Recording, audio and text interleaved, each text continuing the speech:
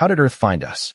That was the first honest question High Chancellor Vale Threx had asked all day, and by the time he asked it, the Grand Hall of the Galactic Council was already turning against him. I was standing 12 feet from the central podium when the first screen went dark.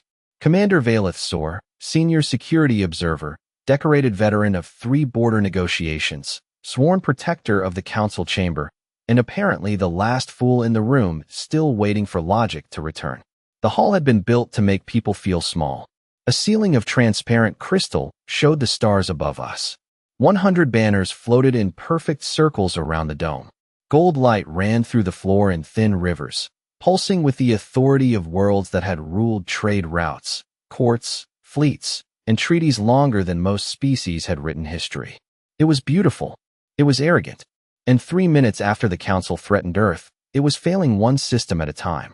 First, the military grid blinked out. Then the private fleet channels. Then the emergency override keys. Then the legal archive that supposedly had 6 independent backups buried across 7 secure moons. Every display showed the same cold message before going black. Access suspended. Hostile posture under review. No one understood what it meant. That was the worst part. Panic is easier when the danger has a shape. A ship. A weapon. A border breach. This was nothing like that. This was paperwork with teeth. The High Chancellor gripped the podium with all 4 hands, his blue-gray skin dim under the red alert lights. He looked smaller without his screens. I had never noticed that before. Around him, ministers shouted over one another, admirals demanded status reports, and delegates from 97 member worlds tried to reconnect to capitals that were suddenly very busy not answering. Then the central screen flickered back to life. Not with the Council seal. Not with our crest. A plain Earth transmission opened against a black background. The human sat there in a dark suit, calm as winter glass. Nathan Cole, white male, American, United Earth Defense Envoy. Mid-30s by there. Strange calendar. No armor. No visible guards. No raised voice. Behind him stood a simple command room with gray walls, clean monitors, and people moving with quiet purpose. Like this was not a historic crisis, but a drill they had practiced too many times to find exciting. That was when my training began whispering that we had made a mistake. Humans were supposed to be reactive, emotional, loud. Every council briefing had said so. But Nathan Cole did not look like a desperate representative from a primitive planet. He looked like a man waiting for a printer to finish a report. The Chancellor forced his voice back into the shape of authority. Human, explain what you have done. Nathan looked at him for one long second. He did not smile. He did not threaten. He only said, Chancellor, I asked you if that was your final decision. The room went silent. Even the alarm seemed to soften around that sentence. On the tactical board, the last 3 council carrier groups near Earth stopped responding to command. Not destroyed. Not damaged. Just no longer listening. Then thousands of tiny white markers appeared around the Sol system, spreading from Earth to the Moon, from Mars to the outer stations, from old satellites to civilian relays we had dismissed as junk. Each marker carried the same identification. HomeGuard node active. I felt the temperature in the hall drop, though the climate controls were still functioning. Earth had not roared. Earth had not begged. Earth had simply waited until the council finished speaking, then answered in a language older than diplomacy and cleaner than revenge. Preparation. 12 minutes before the chamber forgot how to breathe, the Grand Hall was warm with confidence. Not courage. Confidence. There is a difference, and the council had spent centuries confusing the two. I stood at my assigned post beside the Eastern Security Arch, watching High Chancellor Vale Threx prepare the most unnecessary political display of his career. Earth hung above the central floor as a hologram no larger than a basketball, blue and white and harmless looking, spinning slowly beneath layers of analysis tags. Limited orbital presence. Fragmented governance. Unlicensed military expansion. Emotional diplomatic profile. Every label made the delegates more comfortable. Every label made the planet smaller. Threx loved that part. He always preferred opponents who could be reduced to bullet points before they were reduced to policy. Around the hall, 97 delegations settled into their seats with the lazy attention of people expecting a routine humiliation. The trade ministers whispered about mining access. The legal ministers reviewed surrender language. Admiral Corvain of the 7th Shield Fleet stood with his arms folded beneath the main display, his uniform bright enough to qualify as a warning light. He had placed 3 carrier groups within 2 million miles of Earth orbit, close enough to be noticed, far enough away to call it restraint. That was Council strategy at its finest. Put a hand around a smaller world's throat, then compliment yourself for not squeezing. I had read the Earth file that morning. It was thin in the places that mattered and bloated in the places that flattered us. The analysts had filled entire pages with human disagreements, human disasters, human arguments, human borders, human storms, human traffic, human music, human politics. They described a species that fought itself constantly and prepared for everything badly. Yet buried near the end was a minor note that bothered me even then.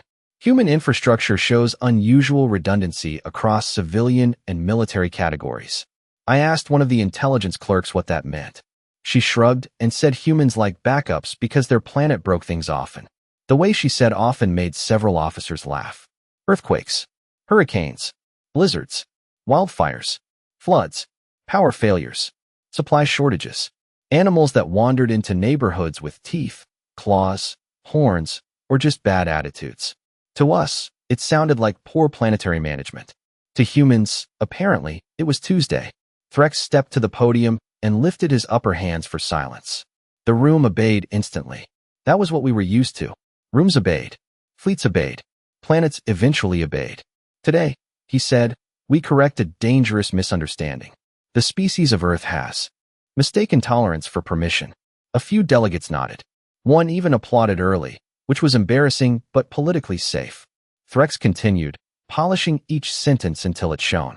Earth will accept Council oversight, surrender unauthorized defense assets beyond atmosphere, and submit to inspection within 10 minutes of final notice. Failure to comply will result in corrective action. Clean words. Civilized words. Words designed to hide the shape of the threat inside them. I looked up at the small blue planet and felt, for one brief second, that something about it did not fit the room. It did not look afraid. Of course, planets do not look afraid. That was not the point. The point was that every world I had seen under Council pressure seemed to shrink on the screen. Earth did not. Earth just kept spinning. Then the communications officer frowned. A secure connection request had appeared on the chamber frequency before our ultimatum finished transmitting. No delay, no confusion, no diplomatic panic. Just a clean Earth signal asking to be heard. Threx smiled, and the hall smiled with him. Open it, he said. Let the humans explain themselves. The Earth signal did not open at once. Our security system delayed it for verification, and that delay gave the Council another chance to make itself look wise in front of the stars. A full planetary assessment expanded above the floor, replacing the small globe with a rotating wall of facts, charts, maps, and smug conclusions. This was the part of every hearing where the target world became less like a civilization and more like a problem to be solved. I had watched it happen to moons, colonies, trade unions, and border republics. Numbers made cruelty feel clean. Earth's population appeared first, spread across continents with names our translators softened into familiar sounds. North America, Europe, Africa, Asia, South America, Australia, Antarctica, which the system marked as mostly uninhabitable, then added that humans still maintained research stations there because apparently leaving hostile ice alone was not in their nature. The science minister clicked her tongue at that. Voluntary occupation of lethal terrain, she said, as if diagnosing a disease. The chamber found it funny. Then came the weather data. Hurricanes larger than Council provinces. Tornadoes crossing open land at highway speeds. Deserts hot enough to cook metal surfaces. Winters cold enough to stop exposed machinery. Oceans with pressure zones that could crush most deep survey drones. Forest fires visible from orbit. Lightning storms flashing across continents like the planet was arguing with itself. Our environmental engineers labeled it unstable. Our medical advisors labeled it stressful. Our cultural analysts labeled it formative trauma. Humans called it home. That should have changed the room. It did not. The military review followed, and the delegates leaned forward because power always enjoys measuring another power incorrectly. Earth had armed aircraft that crossed oceans, surface ships that moved through storms, ground vehicles built to survive mud, ice, sand, and broken roads. Submarines that hid beneath miles of water. Satellites so old they looked embarrassing beside Council hardware. Launch systems that burned chemical fuel in tall columns of fire and noise. Compared to our fleets, it looked primitive. Compared to our doctrine, it looked messy. But as the files scrolled, I noticed a pattern the analysts kept treating as a flaw. Humans built everything in layers. One system failed, another took over. One road closed, they made a detour. One tower fell, another broadcast. One community went dark, strangers arrived with generators, water, blankets, and food in trucks the size of small shuttlecraft. They were not elegant. They were persistent. Chancellor Threx did not see persistence. He saw poor coordination. Admiral Corvain did not see redundancy. He saw outdated design. The legal ministers did not see survival culture. They saw a species that could be pressured through paperwork, sanctions, and orbital intimidation. Then the social feed samples appeared, and the room truly lost respect for them. Humans arguing in public forums. Humans laughing at disasters after surviving them. Humans turning warning signs into jokes. Humans naming dangerous weather like it was a guest at a family reunion. Humans selling shirts that mocked their own governments, sports teams, cities, and sometimes themselves. The Council mistook humor for weakness because most ancient powers lose the ability to laugh at pain without making it a ceremony. I remember Vale Threx pointing at a recording of humans standing in line during a coastal evacuation, carrying pets, children, coolers, and folding chairs. "Look at them," he said. "They flee from wind." A few delegates laughed. I did not. One human in the recording looked directly at the camera while rain bent sideways behind him, smiled, and said he had seen worse. The translator flagged it as casual exaggeration.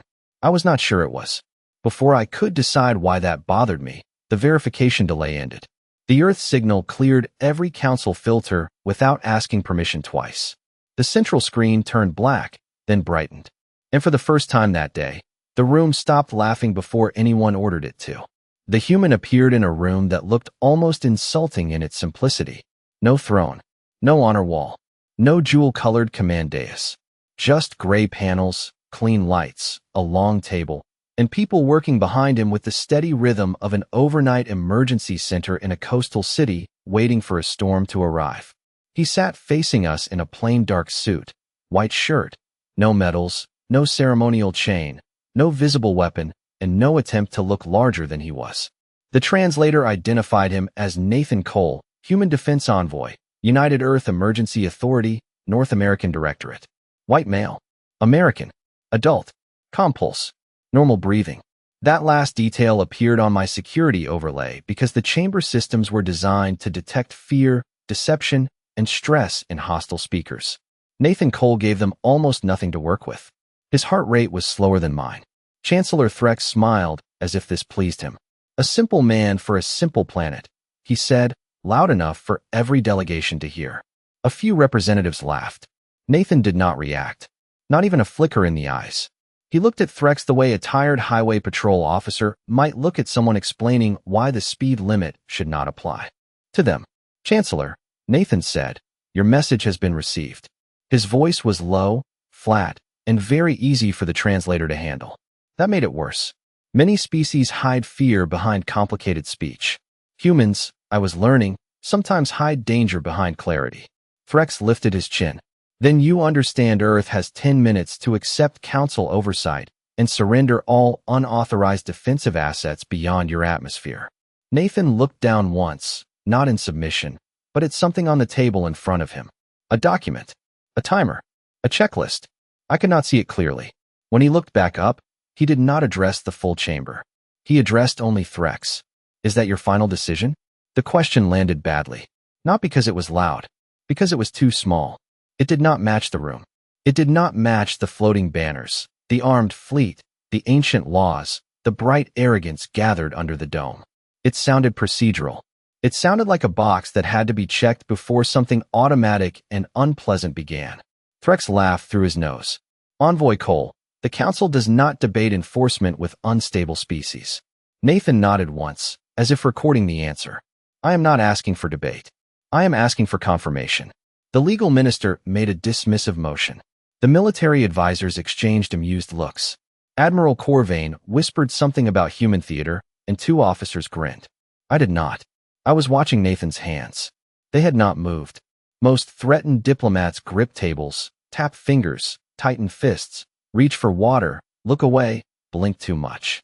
Nathan Cole sat with both hands relaxed on the table, shoulders squared, eyes steady, giving the oldest authority in the galaxy one clean chance to step back. Threx leaned toward the screen. Earth will comply, he said, or Earth will be corrected. There was a pause. Not long. Maybe 2 seconds. But in that pause, someone behind Nathan stopped walking. A woman in uniform turned her head toward him. A technician at the rear console froze with one hand above a keyboard. They knew what that answer meant before we did. Nathan inhaled softly. I am sorry you made this public, he said. Then he turned, his eyes slightly to the left, and gave one quiet order to someone outside the frame.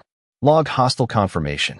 The phrase hostile confirmation meant nothing to the chamber at first, which is exactly why the council survived long enough to be embarrassed by it. To us, it sounded like human paperwork. A note in a file. A warning stamp. Something an anxious species invented to make itself feel protected against powers it could not possibly stop. Chancellor Threx certainly treated it that way. He turned from Nathan Cole toward the delegates and spread his 4 hands in a gesture so practiced it could have been carved on a monument. Let the record show that Earth has answered lawful oversight with defiance, he said. There were approving murmurs from the lower rings. The legal minister began drafting a compliance notice before anyone had complied with anything. The trade bloc asked whether provisional access to lunar resources could begin after stabilization. Admiral Corvain requested permission to proceed with a limited demonstration, his voice bright with the satisfaction of a man who believed history was about to applaud him. I looked back at Nathan. He had not disconnected. That bothered me. Most representatives, when facing a stronger power, either beg for time or end the call to panic in private. Nathan did neither. He remained seated, listening, one hand resting near the edge of the table, not touching any weapon, not reaching for any dramatic red button, not even raising his voice. Behind him, the Earth command room changed in small ways. Monitors shifted from blue to amber. Operators put on headsets. A woman in uniform placed a folder beside Nathan and stepped back without speaking. The movement was quiet, efficient, American in a way I did not yet understand, like road crews setting up orange cones before a storm washed out the highway. The council mistook calm for surrender. Threx gave Admiral Corvain a graceful nod. Proceed. The fleet display widened above the hall. 3 carrier groups waited near Earth, their icons arranged in clean formation across 2 million miles of space. The Admiral selected an empty orbital zone above the Atlantic Ocean, then announced for the record that no civilian area would be targeted. His tone was proud, almost generous. It was the voice of someone tossing a glass of water on the floor and calling himself merciful because he did not burn down the house. Nathan finally spoke again. Admiral Corvain, your vessels have entered active enforcement posture against Earth. Withdraw your targeting sequence. Corvain laughed openly. Human, your planet is being given a lesson in scale. Nathan looked at him with no anger at all. That was when I felt my throat tighten. Angry people can be predicted. Calm people with checklists cannot. Threx waved toward the communications officer. Broadcast the demonstration to all member worlds. Let them see the cost of disorder. The officer transmitted the public feed. That was the 3rd mistake. The first was threatening Earth. The second was ignoring Nathan Cole. The third was making sure the entire galaxy watched what happened next. On my security console, a small yellow alert appeared. Then another, then 12 more, all linked to objects we had marked as inactive civilian infrastructure around the Sol system.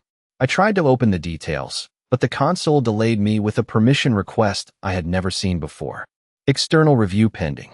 I stared at those words, feeling the room tilt beneath my boots. Our system was asking permission from someone else. Nathan Cole leaned slightly closer to the camera. This is your final warning, he said. Threx did not even look back at him. Fire the demonstration, the Chancellor ordered. Nathan lowered his eyes for half a second, and when he lifted them again, the quiet had changed shape. Understood, he said. United Earth acknowledges deliberate escalation.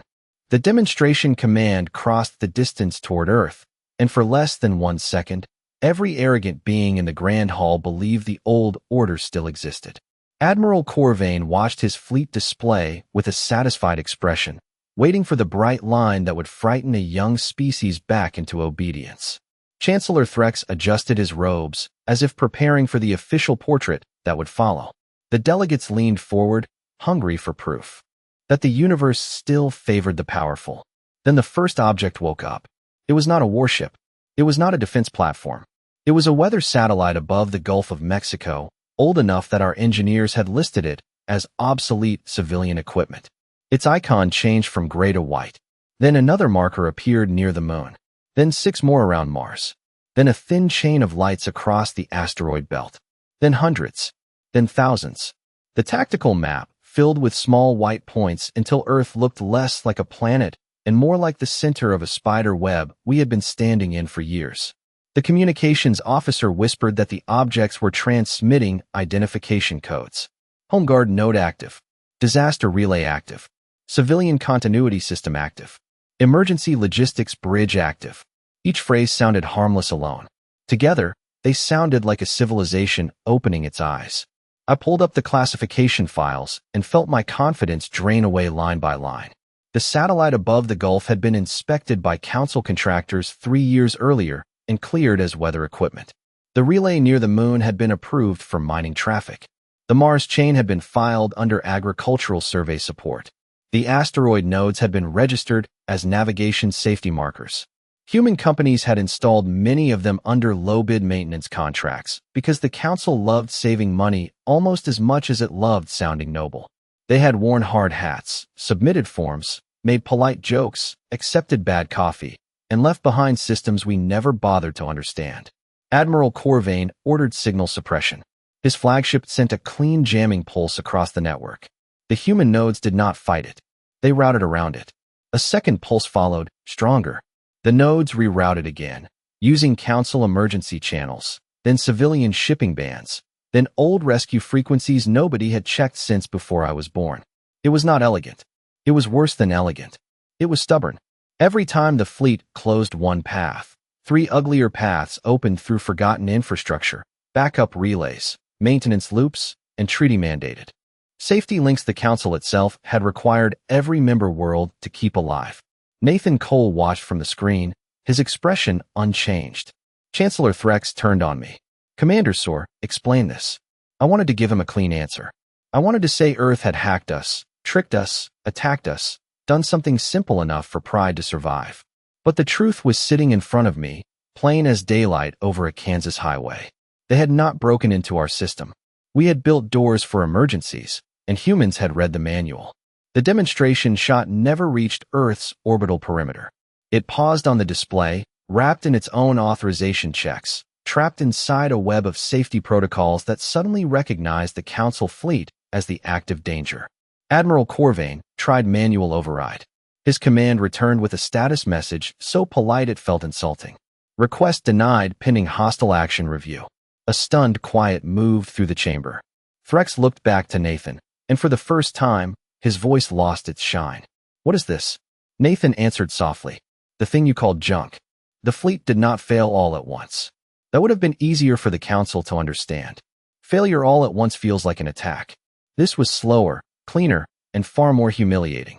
One carrier group after another began slipping out of Admiral Corvain's command chain, not moving away, not powering down, just politely refusing to continue the order that had made it dangerous. The first report came from the lead carrier. Navigation authority suspended. Then the second. Weapons authorization pending external safety review. Then the third. Command priority rejected due to unlawful escalation status. Admiral Corvain stared at the messages as if grammar itself had betrayed him. He slammed both palms on his console and demanded voice control. The system accepted his voice, confirmed his rank, verified his identity, then denied the request anyway. That was when the chamber truly understood the horror of what humans had built. They had not seized our ships. They had taught our ships to read our laws. Chancellor Threx turned on the legal minister with a look, sharp enough to cut through ceremony. Reverse it, he ordered. The legal minister opened 3 emergency statutes, 2 command exemptions, and 1 ancient wartime authority that had not been used in a century. Each one returned the same answer. Review blocked by active conflict of interest. The words appeared on the public display for every member world to see. A low sound moved through the delegations, not panic yet, but the first crack before panic enters. I looked at Nathan Cole. He was still seated, still calm, still not celebrating. Behind him, the Earth operators worked in quiet rows. One technician sipped from a paper cup. Another pointed at a screen and nodded. A woman in uniform checked a tablet, leaned toward Nathan, and whispered something. Nathan listened, then gave a single small nod. It felt less like a battle and more like a customer service dispute that Earth had prepared for with terrifying seriousness. Admiral Corvain tried to reroute through private fleet channels. The channels closed. He tried diplomatic priority. Closed. He tried emergency rescue bands, and those opened immediately, but only for medical requests, evacuation coordination, and safe withdrawal procedures. The insult was almost beautiful.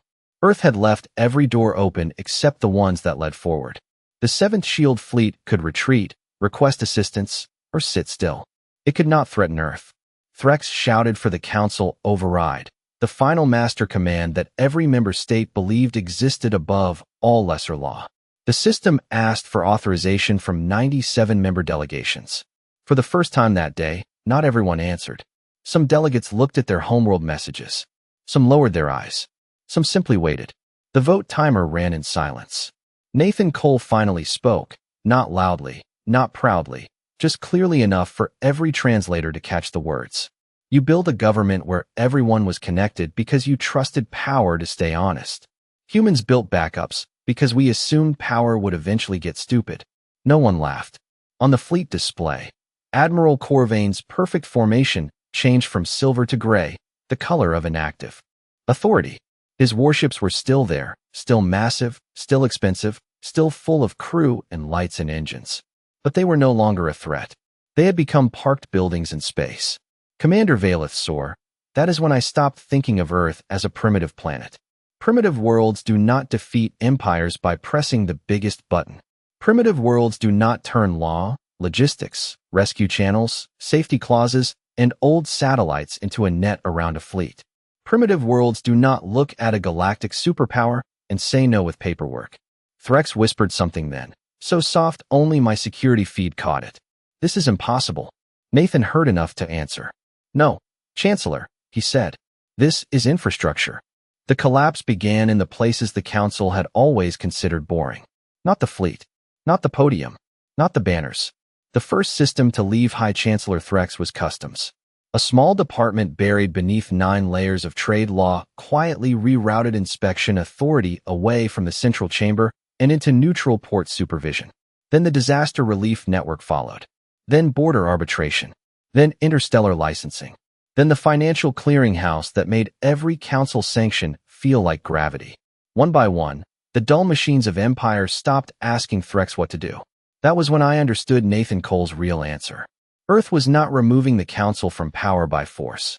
Earth was proving, in public, that the Council had violated its own rules so clearly that every connected system had a legal excuse to stop obeying.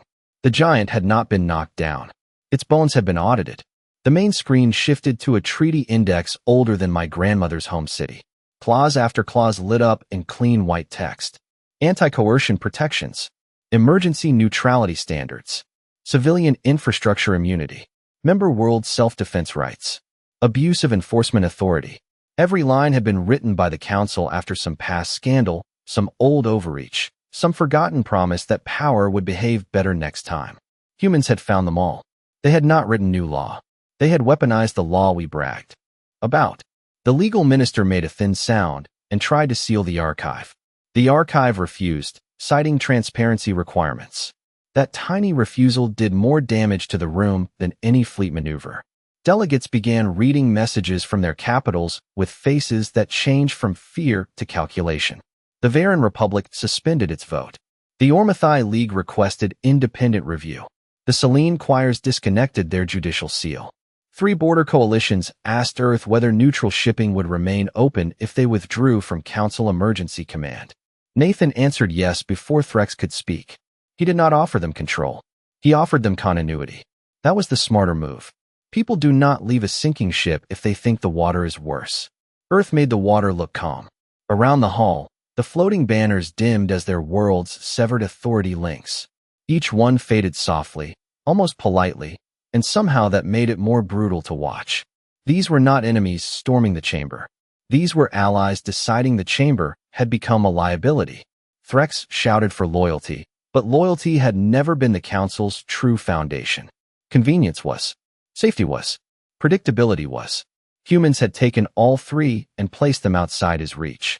I looked at Nathan Cole on the screen and finally saw the shape of the species behind him. Not warriors first. Not diplomats first. Builders. Maintainers. People who fixed roads after floods, strung power lines after storms, packed extra batteries, saved receipts, wrote emergency plans, and trusted no single system with everyone's future. We had laughed at that habit. We had called it primitive anxiety. Now our empire was being dismantled by the same instinct that made a human keep a flashlight in a kitchen drawer. Threx turned to me, his silver blue skin dull under the fading lights. Commander Soar, restore chamber security. My console displayed a single message. Local security remains active for life safety only. No political enforcement authorized. For the first time in my service, I did not salute. I could not. The room no longer belonged to him. Nathan stood then, slow and ordinary, his dark suit, plain against the bright Earth monitors behind him. Chancellor, he said, your authority to threaten Earth has ended. Your authority to command the member worlds is now under their review. No one has to be afraid of this chamber anymore. The silence that followed was not empty. It was full of governments realizing they could breathe without permission. The day ended without a victory speech, which made it more frightening. Victors love speeches. Empires love them even more. They carve triumph into stone, broadcast it across every channel, wrap it in music, and teach children to repeat the names correctly. Earth did none of that. Nathan Cole simply waited while the last emergency vote expired, and the Grand Hall of the Galactic Council became a beautiful room with no one left to obey it. The banners above us had gone dim, not all at once, but enough that the ceiling looked wounded by absence. High Chancellor Vale Threx still stood at the podium, but the podium no longer recognized his command seal. His fleet remained parked near Earth under safe, withdrawal supervision. His courts were frozen for independent review. His trade authority had split into regional channels faster than any rebellion I had ever studied. And the member worlds, those loyal polished voices that had filled the hall an hour earlier, were now sending careful messages that all meant the same thing. We are reconsidering our relationship. That is how old powers die when no one wants to say the word. Nathan adjusted his cuffs once. A small human motion. Almost bored. Then he addressed the chamber one final time. United Earth will maintain defensive posture until all active threats against our homeworld are withdrawn, verified, and archived. Civilian routes will remain open. Medical traffic will remain protected. Local governments will remain sovereign. We are not here to rule you. Threx lifted his head at that, and for one strange second, I saw hope in him. Not noble hope. Political hope. The kind that searches for weakness in mercy. If you are not here to rule, he said, then you have no claim to this chamber. Nathan looked at him, and the room seemed to tighten around the silence. We do not want the chamber, Chancellor. We wanted you to stop pointing it at us. That sentence did what alarms and shutdowns had not. It made the truth simple enough for everyone to understand. Earth had not come to conquer. Earth had come to make the threat stop. The difference was small, and it changed everything. Threx tried one last command, ordering me to remove the Earth transmission from the hall. I looked at my console. Life safety active. Political enforcement denied. I looked at him. Then I looked at Nathan Cole, the calm human in the plain dark suit whose planet we had called primitive because it argued loudly, prepared constantly, and refused to be impressed by old titles. I did not move. The Chancellor understood before anyone said it. His authority had ended the moment obedience became optional. The Earth channel closed a minute later. No anthem. No demand. No threat. Just a black screen, a quiet room, and the soft hum of systems returning to ordinary functions under rules the Council had written and never expected to face. In the months that followed, the Grand Council dissolved into smaller treaties. Some were fairer. Some were messier. All of them had exit clauses.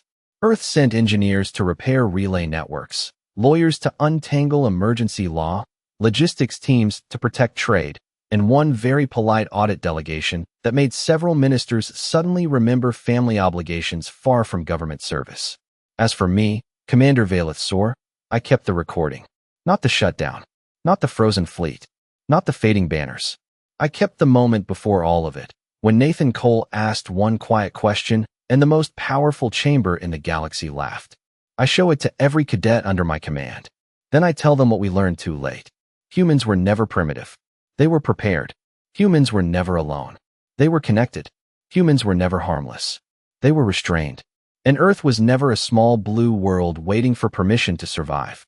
Earth was a home, and humans had built the universe a warning label around it.